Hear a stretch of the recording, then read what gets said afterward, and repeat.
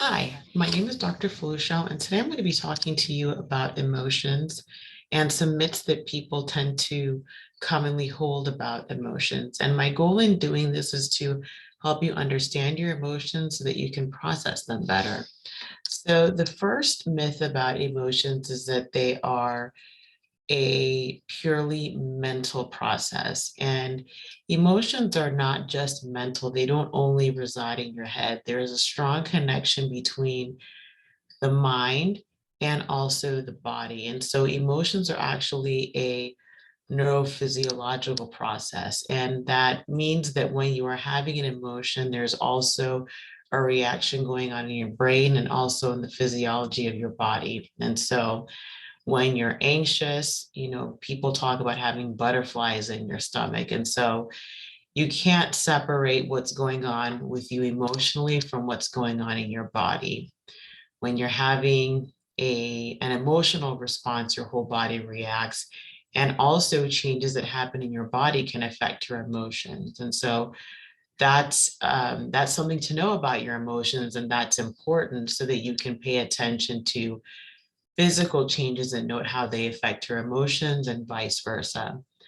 The second myth that people sometimes have about emotions or that are commonly held about emotions is that you have one emotion at a time. And so sometimes when somebody is going through something, the person might ask themselves, or somebody else might ask them, well, how did you feel about that? And you might expect a single answer. And emotions are variable, meaning we can have more than one emotion at a time about something. So, for instance, when we think about grief, let's say somebody passes away, there can be sadness, there can be anger, there can be disappointment, there can be several emotions at the same time. And so, when we have emotions as a reaction to something, they can be, think about a big ball of yarn with many colors. There are several that can be happening at the same time, and it takes time to process everything and tangle out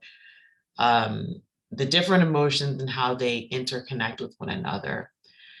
Another myth about emotions is how long they tend to last. And so sometimes when somebody is in the midst of a very difficult emotion and it's very distressing, there is the belief that this emotion is going to last forever, especially when someone is anxious or panicky. And the truth is that the intensity of an emotion doesn't stay at that intensity forever. It will eventually decrease. Physiologically, it's impossible for our bodies to hold that intensity indefinitely. So when I work with my clients who are anxious, I'll have them chart the level of anxiety over time. And what they'll tell me is, well, sometimes it might start, let's say we're measuring it from 1 to 10, it might start at 5, may go up to 8, and then eventually it will drop over time. And so the intensity of emotions change over time.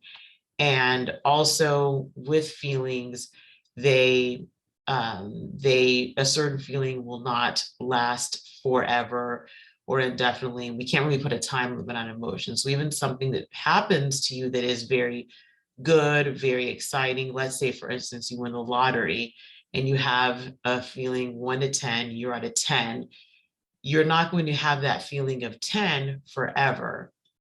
So that's an important note about emotions.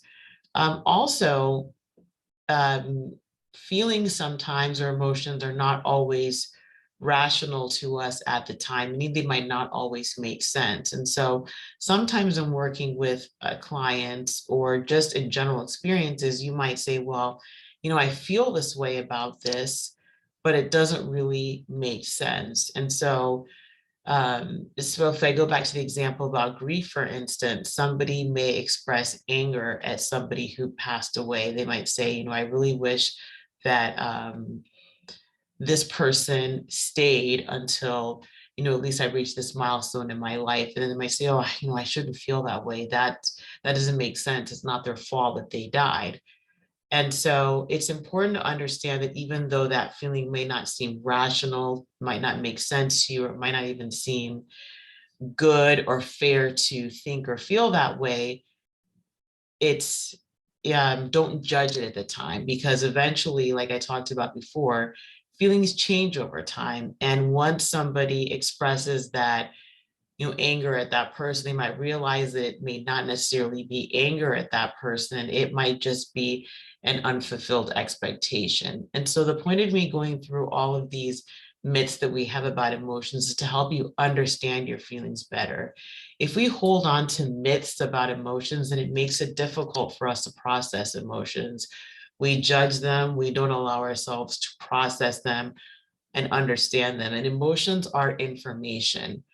They help us understand how we react to situations, and then help us change those reactions in ways that serve us more adaptively in our environments. And so, again, if you found this information helpful, please hit the thumbs up button and subscribe. And then also let me know in the comments section what other video topics you'd like to help, what we'd find more helpful in terms of videos, and then also what other information you'd like to know about emotions. May you be filled with peace and joy and have a wonderful day. Bye.